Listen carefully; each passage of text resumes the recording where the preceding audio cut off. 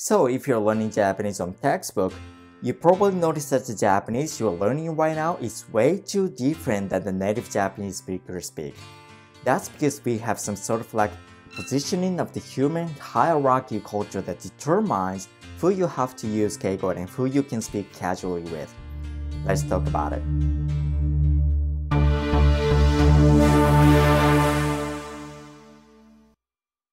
Hi, my name is Nick. I'm a trainee professional Japanese teacher. So in Japanese, we have a specific language form when you speak politely and respectfully, and that form is called keigo.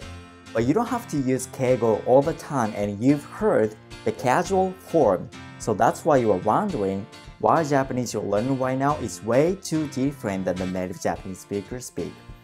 Once you know the line of the hierarchy, you'll know how to speak Japanese. In Japanese culture, we sort the hierarchy level like this. This is you, and this inner circle, there's your friends and family which you're close to them. In Japanese culture, we sort the position like this. This is you, and the people above you inside of this square will be erai hito.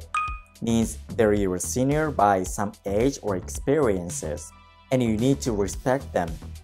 The people below you are younger than you or have less experience than you, so you don't have to respect them, but you might want to take care of them because for them, you are the erai hito. This erai hito can be called senpai, means the person who is senior by age or experiences in your place or environment.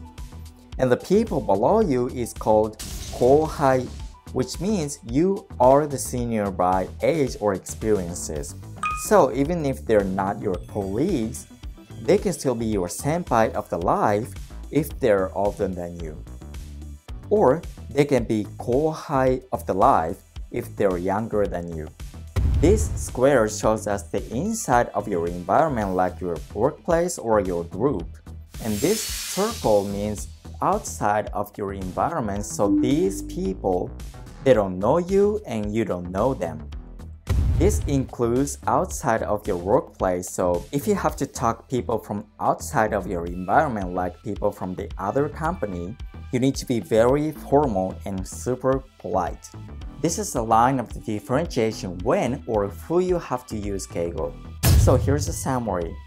We have specific formal language form that's called keigo. It's literally saying respectful language. In this inner circle is your group, like your friends and family, and you don't need to use keigo. But this inner circle includes the environment in your workplace, so when it comes to this inner circle relationship in your workplace, you need to use keigo above your line, but if you become close to them and you and the person agree to talk casually, you don't need to use keigo. And this outer circle, you need to speak politely. Okay, this is what keigo is and who you need to use keigo, and here's the question of the day. How many senpai do you have in your workplace? Let me know in the comments below. Thanks for watching, and I will see you in the next video. ありがとう。